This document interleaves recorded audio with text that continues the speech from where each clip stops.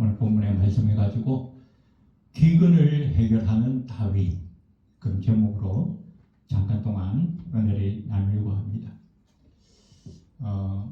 학자들에 따라 조금 주장의 차이는 있습니다만은 오늘 본문 21장부터 24장까지는 그 역사의 순서에 따라서 기술한 것은 아니다, 이렇게 주장을 합니다.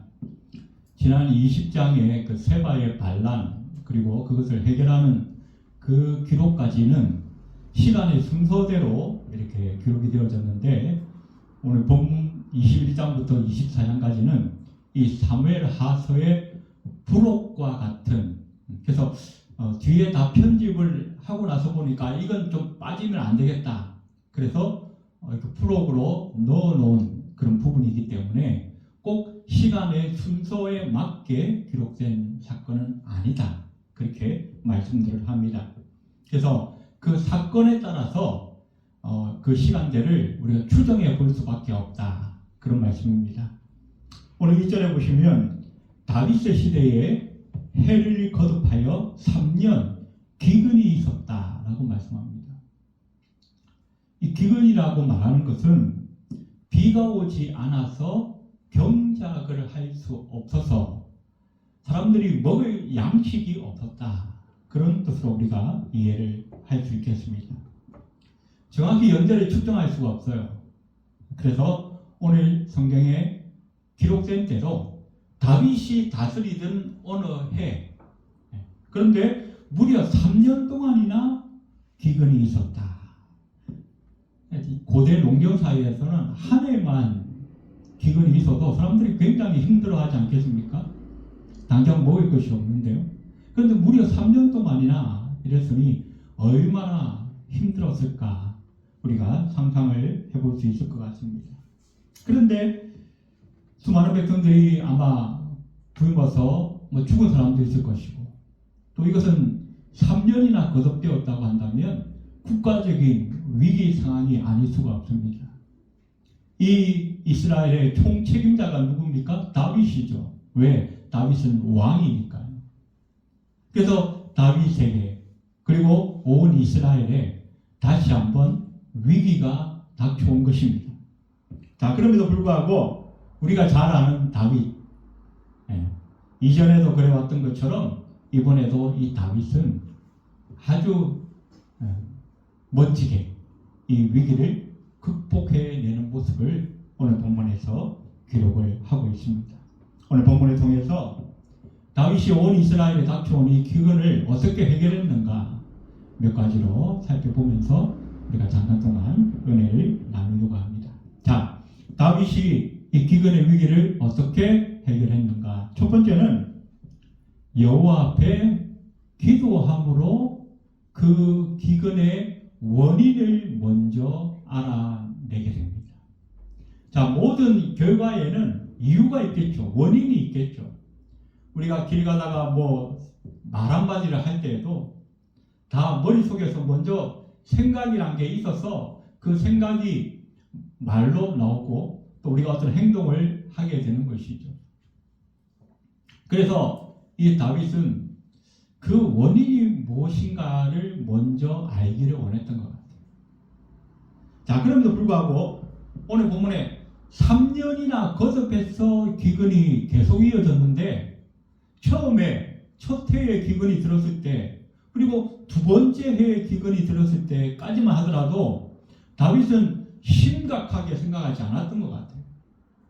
이것이 정말로 누군가의 어떤 특정, 아니면 온 이스라엘 백성들에게 어떤 범죄로 인해서 하나님께서 징계를 내리신 것이다 라고까지는 미처 생각하지 못했다는 것입니다. 그러다가 어떻게요? 3년째 접어드니까 이거 정말 심각한 거다. 이건 정말 내가 하나님께 물어봐야겠다. 그래서 하나님 앞에 물었습니다. 자, 그랬더니 하나님은 마치 기다렸다는 듯이 다윗은 3년 동안이나 기도하지 않고 지체를 했지만 하나님은 기다렸다는 듯이 속히 응답하고 계시다는 것입니다. 오늘 2절 하반절에 보시면 여호와 앞에 간구하매 여호와께서 이르시되 이는 사울과 피를 흘린 그의 집으로 말미암음이니 그가 기브온 사람을 죽였음이니라 하십니다. 자, 하나님께서 다윗에게 응답하시는데 하시는 말씀이 뭐냐면 사울이 기브온 사람들을 죽였기 때문이다. 아니 이게 무슨 말인가? 사울은 이미 죽은 지 오래됐는데 그리고 기브온 사람은 지금 이 자기 지경 안에서 어느 정도 이렇게 자리를 잡고 잘 살아가고 있는데 이게 무슨 말인가? 이것은 역사를 좀 거슬러 올라가야 그 배경을 우리가 이해하게 됩니다. 자, 사울이 왕이 되기 전에 사사시대를 이스라엘에서 지냈습니다. 그런데 그 사사시대 이전에 하나님께서 처음 모세를 통하여서 이스라엘 백성들을 이끌고 광야를 지난 다음에 가나안 땅으로 들어가게 하시죠. 그런데 모세는 거기까지 가지 못하고 중간에 죽었습니다. 그리고 그 뒤를 여호수아가 이었습니다. 여호수아는 계속해서 그 가나안 땅을 전쟁을 하면서 정복해 나갑니다. 자, 그런데 요단강을 건너자마자 제일 먼저 나온 여리고성, 그리고 두 번째 아이성, 이 성을 이스라엘 백성들이 계속 하나님의 능력 가운데, 기적 가운데 그 성들을 점령해 가기 시작합니다. 파죽지세로. 그자 온 이 가나안 땅에 있는 모든 족속들이 두려움에 사로잡힙니다. 야, 이러다가 우리가 전멸하겠구나. 그런데 그 중에 이 가나안 땅에는 원래 7 부족이 있었는데 그 중에 히위 족속에 속한 이 기브온 사람들이 꾀를 거예요. 이러다가 우리 꼼짝없이 죽겠다. 우리가 이제 어떻게든 살 길을 찾아야겠다. 그래서 연기를 합니다. 어떻게 연기하냐? 옷을 남루하게 입고 머리를 다 헝클어뜨리고 다 나이가서 찢어질 것 같은 신발을 신고 또 다 헤어져서 금방 터질 것 같은 그 부재에다가 포도주를 담고 곰팡이 난 떡을 준비하고 그러면서 여호수아와 이스라엘 백성들이 찾아갑니다. 그리고 우리는 멀리서 왔습니다. 우리가 당신들의 종이 될 테니까 우리와 화친을 맺읍시다. 우리가 잘 아는 얘기죠. 우리 주일학교 때부터 많이 들어왔던 얘기입니다. 그때 이 여호수아가 어떻게 해요? 하나님 앞에 기도하지 않고 그냥 선뜻 눈에 보이는 조건이 좋아 보이니까 그냥 하나님의 이름에 맹세하고 언약을 해버렸어요. 그런데 얼마 후에 이게 발각이 되죠. 거짓말했다는 게.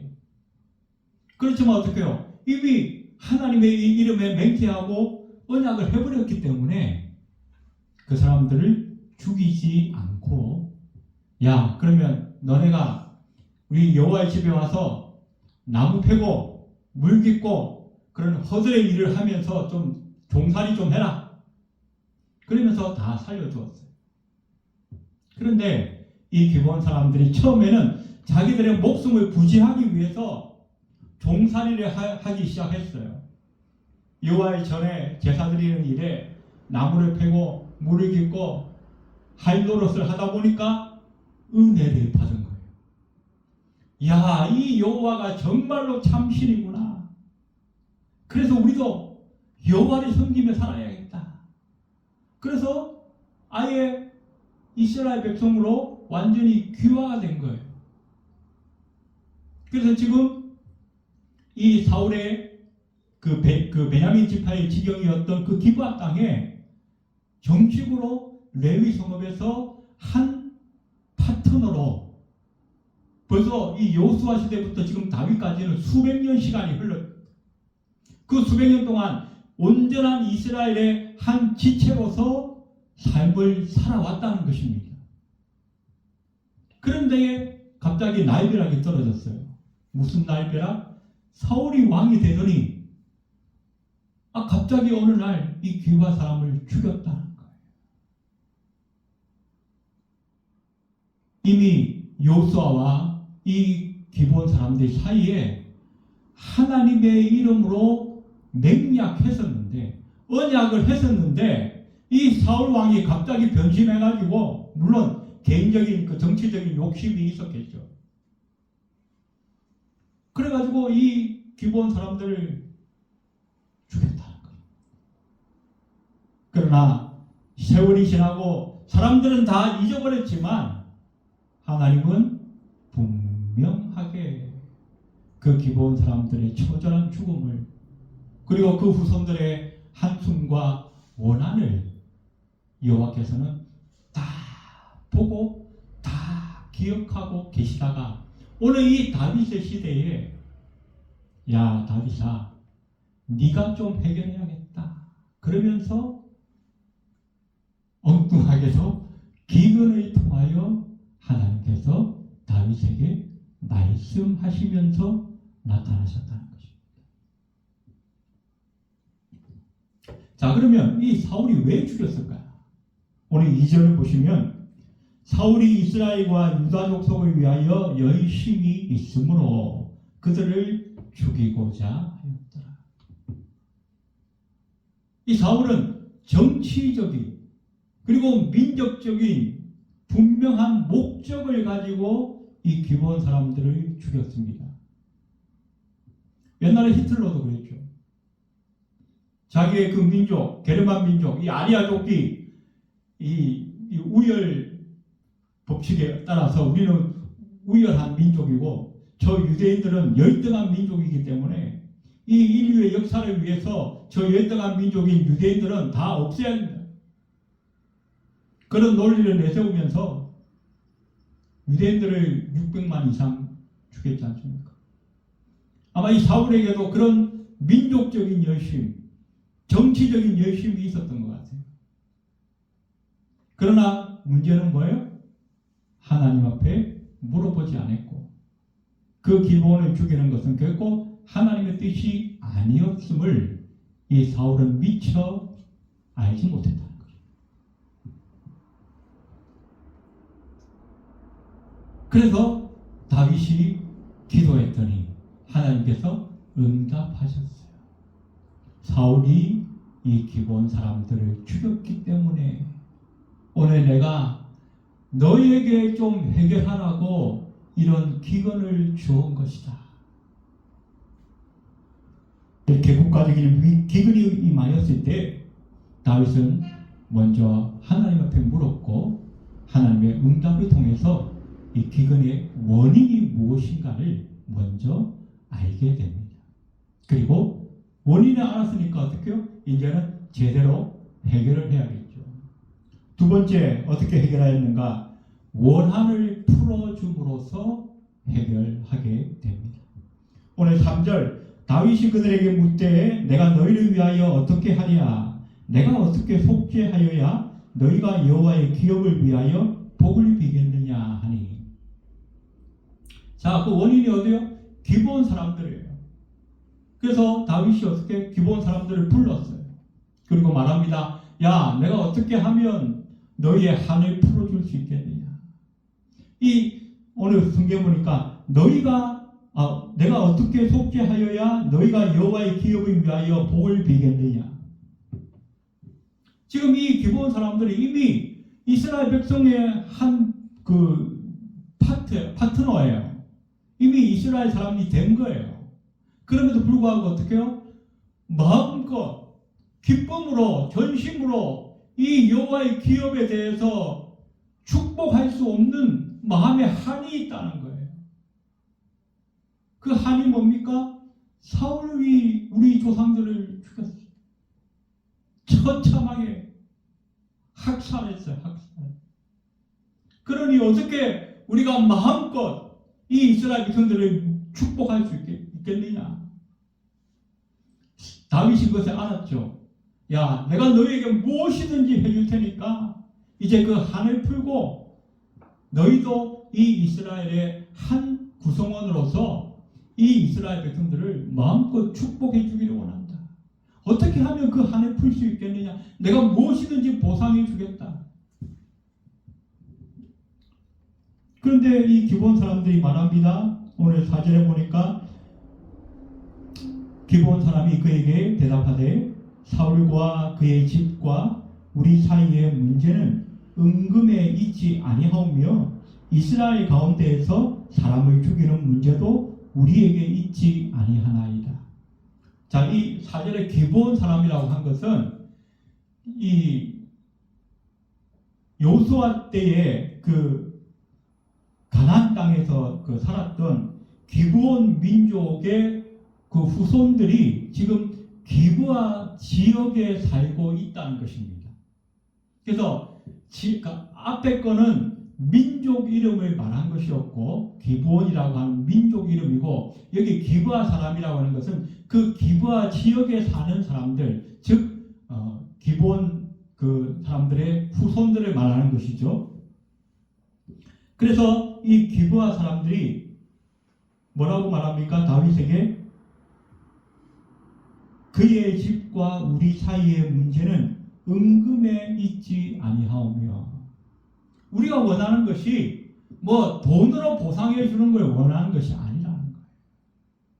그리고 우리가 그 사울의 집안 사람들을 복수하고 싶지만 이 문제도 역시 왕이신 다윗이 허락을 해 주셔야 하는 일입니다. 자기들은 마음에 이 응어리를 안고 수백 년을 살아왔던 사람들, 언제든지 기회를 봐서 저 사울 일가들을 죽이고 싶은 그런 마음들이 있었지만 우리는 이제 이 모든 결정과 이 모든 일에 대한 책임을 당신께서 해주시기를 원합니다. 라고 다윗에게 이제 위임하는 것이죠.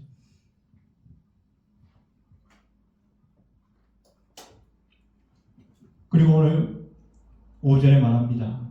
그들이 왕께 아뢰되 우리를 학살하였고 또 우리를 멸하여 이스라엘 영토 내에 머물지 못하게 하려고 모해한 사람의 자손 7사람을 우리에게 내주소서. 여호와께서 택하신 사울의 골 기브아에서 우리가 그들을 여호와 앞에 목매어 달겠나이다. 자, 다윗이 그들에게 처음에는 무엇이든지 보상해 주겠다 이렇게 얘기했는데 그들이 물질적인 보상을 원하는 것이 아니라는 것, 오로지 사울 왕가의 그 원한을 갚기를 원하는 것을 이 얘기를 듣게 됩니다. 그래서 다윗이 그럼 내가 너에게 물질적인 보상 말고 뭘 어떻게 해줄까? 다시 물었죠. 그랬더니 구체적인 대답을 합니다.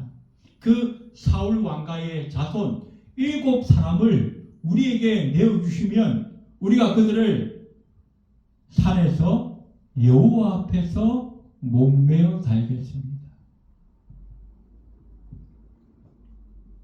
이 모세율법에 의하면 원래 이 살인죄에 대한 그 처리는 2가지 방법을 쓰게 됩니다. 내가 어떤 사람을 실수로 죽이는 경우가 있겠죠. 내가 의도하지 않았는데 그런 경우에는 이 사람이 속전을 내야 합니다. 그에 상응하는 그 물질적인 보상을 하게 된다는 것이죠. 그런데 2번째가 있죠. 내가 의도적으로 계획적으로 내가 고의로 한 사람을 죽였을 때에는 절대로 속전으로 해결할 수가 없어요. 그 사람은 모세의 율법에 의하면 반드시 죽여야 합니다. 자, 그래서 오늘 기브온 사람은 뭘 얘기합니까? 모세의 율법에 따라서 우리 어떤 개인적인 원한이나 우리 어떤 감정에 따라서가 아니라 모세의 율법에 따라서 이 사울이 우리 기브온 조상들을 고의로 죽인 것이기 때문에 의도적으로 계획적으로 살인한 것이기 때문에 우리도 그에 따라서 그 율법에 따라서 그들의 자손들을 죽음으로 보상받기를 바랍니다. 이 기본 사람들은 어떻게 해요? 이미 여호와의 백성 가운데 들어와서 하나님의 전에 섬기면서 이미 모세의 율법에 대해서 익히 알고 있었겠죠. 그래서 자기들의 의견이나 자기들의 계획을 말한 것이 아니라 다윗이여 모세의 율법에 이렇게 되어 있으니까 우리가 그대로 시행하겠습니다 라고 말하고 있다는 것입니다. 그런데 왜 일곱 사람이냐? 이 일곱이라고 하는 숫자는 이 유대인들에게는 대표성을 가지는 숫자입니다. 충만수, 하나님의 수, 완전한 수가 일곱이라고 하는 숫자입니다. 그래서 원래 자기들 마음 같아서는 일단 사울의 족속들은 싹쓸이 해버렸으면 좋겠습니다만은 그 모든 백성들이 그 사울의 후손들 가운데서 7명, 그 사울을 전체를 대표할 수 있는 그 7명만 우리가 그 대가를 치우기를 원합니다 라고 말하고 있다는 것입니다. 자, 그런데 여기서 한 가지 우리가 생각할 게 있어요. 신명기 21장 16절에 보면 이런 말씀이 있습니다. 제가 읽어드립니다. 아버지는 그 자식들로 말미암아 죽임을 당하지 않을 것이요 자식들은 그 아버지로 말미암아 죽임을 당하지 않을 것이니 각 사람은 자기 죄로 말미암아 죽임을 당할 것이니라. 이게 무슨 말이냐면 아버지가 죄 지었는데 그 아들이 같이 죽지 않는다는 겁니다. 또 그 아들이 죄를 지었는데 아버지가 대신 죽을 수 없다는 겁니다. 흔히 얘기하는 뭐 연좌제 같은 거죠. 그러면 자, 사울 왕이 지은 죄를 그 사울의 후손들이 죽어야 한다? 이건 말씀에 어긋나는 거 아니냐? 이렇게 생각할 수도 있습니다. 그죠? 왜? 분명히 신명기서에 그렇게 말씀했기 때문에. 그런데 오늘 1절을 다시 보시면 사울과 피를 흘린 그의 집으로 말미암음이니 라고 말하고 있습니다. 사울 혼자 했던 것이 아니라는 거예요. 온 집안 전체가 사울의 모든 자손 그 왕가 전체가 나아가서는 이 베냐민 지파 전체가 이 죄에 대해서 책임이 있다는 것을 말하고 있는 것입니다. 그래서 이 기브온이 사울의 자손 중에 7명을 내어주소서라고 요구했던 것은 결코 율법이나 하나님 말씀에 어긋나는 것이 아니라는 것을 우리는 알게 됩니다. 자, 그래서 어떻게 다윗은 그들을 내어줍니다. 사울의 첫 리스바라고 하는 여인의 자손 둘, 그리고 메랍이라고 하는 사울의 딸이 있었는데 그 딸의 아들들 5명, 그래서 7명을 내어주었고 결국 산에 목매달아서 죽음을 맞이하게 됩니다. 자, 이렇게 다윗은 기브온 사람들의 한을 풀어주면서 기근을 해결하게 됩니다. 한 가지가 더 있습니다. 다윗이 어떻게 이 기근을 해결하였는가? 세 번째는 온전한 과거 청산을 통해서 해결하게 되었습니다. 오늘 14절 말씀을 보시면 사울과 그의 아들 요나단의 뼈와 함께 베냐민 땅 셀라에서 그의 아버지 기스의 묘에 장사하되 모두 왕의 명령에 따라 행하니라. 그 후에야 하나님이 그 땅을 위한 기도를 들으시니라 라고 말씀하고 있습니다. 자, 이 사울이 아까 전에 말했던 이 사울의 후손들 7명이 이 죽임 당할 때가 언제였냐면 성경에 보면 그 곡식을 베기 시작할 때라고 기록을 하고 있습니다. 곡식 베기 시작할 때. 우리가 지난주에 말씀을 나눴을 때 우리 주님께서 부활하신 때가 언제냐? 첫 곡식을 베는 첫날, 그 그 초실절이었다라고 말씀을 드렸습니다. 이때는 온 팔레스타인 땅이 건기입니다. 비가 오지 않습니다. 지금 딱 요맘때 태양력으로 하면 3월 말에서 4월 초 무렵입니다. 이스라엘은 비가 오지 않습니다. 언제 돼야 비가 오냐? 최소한 10월 정도는 돼야 이제 이른 비가 오고 이제 겨울이 지나면서 늦은 비가 오게 됩니다. 자, 그래서 지금 이 사람들이 죽었는데 비가 오려면 최소한 5개월에서 6개월이 지나야 되는 거예요. 그런데 그 아들을 졸지에 잃은 이 어머니 리스바가 뭘 하냐면 큰 배를 가져와서 그 시체 주변에 덮어서 낮에 새가 와서 그 시체를 쪼아 먹지 않도록, 밤에 짐승들이 와서 그 시체를 뜯어먹지 않도록 지키는 거예요. 어머니의 마음이 얼마나 처참했겠습니까? 그래서 이 다윗이 그 얘기를 듣고 마음에 감동을 받았습니다. 아, 내가 저 여인과 그 사울 왕과 베냐민 지파에 좀 뭔가를 해야겠구나.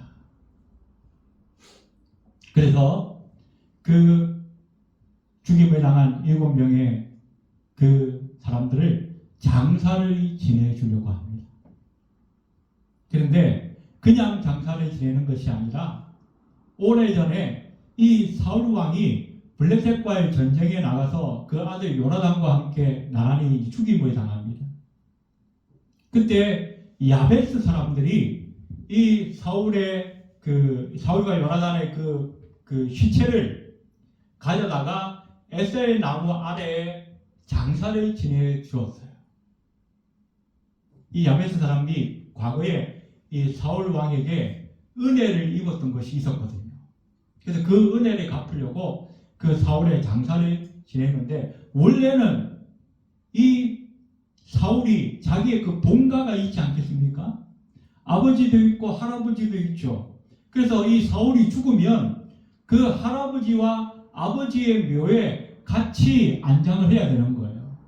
그런데 상황이 좋지 못하다 보니까 야베스 사람들이 자기 땅에다가 묻어두었어요. 그런데 다윗이 그걸 알았는지 몰랐는지 그냥 방치해둔 거예요. 한편으로는 좀 미운 마음도 있었겠죠. 얼마나 이 사울 때문에 다윗이 괴롭힘을 많이 당했습니까? 근데 그걸 처리하지 못하고 방치해두었는데, 이번에 이 사울의 후손들 7명의 그 죽은 사람들을 장사 지내려고 하다 보니까, 아, 이번 기회에 내가 그 사울과 요나단의 뼈도 같이 이장을 해서 같이 가족묘에 한 번에 이렇게 합장을 해줘야겠다. 그렇게 에셀 나무 밑에 묻어두었던 그 사울과 요나단의 뼈를 같이 가지고 와서 합장을 해주게 됩니다. 그러면서 먼저는 그 처참한 아들의 죽음을 보았던 그 어머니 리스바의 마음을 위로해주고, 또 그동안 미처 챙기지 못했던 사울 왕가의 그리고 베냐민 지파의 사람들의 마음도 함께 위로해주게 됩니다. 그랬더니 오늘 성경에 보니까 그 후에야 하나님이 그 땅을 위한 기도를 들으시니라 라고 말씀합니다. 이 말은 무슨 말입니까? 아까 제가 말씀드렸죠. 지금 이 장사 지낼 때가 언제냐면 4월입니다. 이스라엘에 비가 오려면 언제 온다고요? 10월 정도는 돼야 옵니다. 그러면 6개월 기간이 지났다, 이 말은 이런 말이 아닌 것 같아요. 제가 보기에는. 비록 건기지만, 비록 지금 비가 올 때가 아니지만 하나님께서 이 모든 광경들을 보시고 이 기브온 백성들의 한이 풀어지고, 또 다윗이 오래 묵었던 그 사울 왕가와의 그 악연을 깨끗하게 정리하고 나니까 비록 10월이 되지 않았다 할지라도 하나님께서 비를 내려주셨다는 뜻으로 저는 개인적으로 그렇게 묵상을 했습니다. 하나님의 비는 언제 내리는가? 우리가 묵혔던 인간관계, 우리가 묻어두었던 그 숙제를 해결할 때 하나님의 비가 우리의 인생에, 우리의 삶에 내려온다는 사실을 우리는 기억해야 할 것입니다. 오늘 다윗이 어떻게 해결했습니까? 저와 여러분의 인생에도 이런 기근이 올 때가 있어요. 열매도 없고 영적으로 굉장히 우리가 탈진되어지고 눈에 보이는 것이 잘 없어 보이는, 그때 우리는 어떻게 합니까? 다윗처럼 기도해야 합니다. 무엇보다 모든 우리 인생에 일어나는 모든 문제는 이미 하나님의 주권 아래에 있는 거예요. 그것이 좋은 일이든 나쁜 일이든 내가 원하는 일이든 원치 않는 일이든 우리에게 일단 일어났다는 것은 이미 하나님의 주권 속에서 허용이 되어졌다는 얘기입니다. 그럼 그 문제의 모든 해결책이 누구에게 있느냐? 하나님에게 있다는 사실을 우리는 먼저 인정하고 하나님 앞에 나가야 돼요. 하나님, 이 일이 도대체 왜 일어난 것입니까? 내가 어떻게 해야 합니까? 우리는 기도하고 물어야 합니다. 그러면 하나님께서 세밀한 음성으로, 때로는 성경 말씀을 통해서, 또 아니면 지나가는 우리 이웃들의 이야기를, 그 한마디를 통해서도 우리에게 하나님은 말씀하실 수 있다는 것입니다. 그 다음에 어떻게 해요? 두 번째가 있어요. 오늘 다윗이 어떻게 했어요? 그 기본 사람들의 한을 풀어줬어요. 우리는 쉽게 생각합니다. 내가 뭘 잘못했을 때 내가 하나님 앞에만 회개하면 되겠지. 그거 아니라는 거예요. 하나님 앞에 회개해야 하지만, 그건 당연한 거지만, 혹시 나의 잘못, 나의 실수, 나의 범죄로 인해서 누군가가 마음의 상처를 그대로 안고 있다고 한다면, 나를 향해서 이를 갈고 있다고 한다면, 우리는 분명히 그 사람에게 가서도 용서를 구하고 화해해야 한다는 것입니다. 그럴 때에 비로소 하나님께서 응답하시고 하나님께서 우리에게 역사하시고 우리의 기근의 목마름이 해결되어질 수 있다는 사실을 오늘 성경은 우리에게 가르쳐주고 있는 것입니다. 우리 남은 생에 때때로 우리 인생에 기근이 올 때마다 오늘 이 말씀을 우리가 기억했으면 좋겠습니다. 하나님께 기도하고 우리 인간관계에서 혹시 막혀있는 곳은 없는지 우리가 돌아보고 또 묵은 숙제를 해결함으로 말미암아서 우리 남은 생에 늘 하나님의 축복과 은혜를 누릴 수 있는 저와 여러분이 다 되시기를 주님의 이름으로 축원드립니다. 기도드리겠습니다. 고모신 하나님, 오늘 다윗과 이스라엘에 임한 것처럼 우리 인생에도 때때로 기근이 올 때가 있습니다. 그때마다 하나님 오늘 이 말씀을 우리가 생각나게 하여 주시옵소서.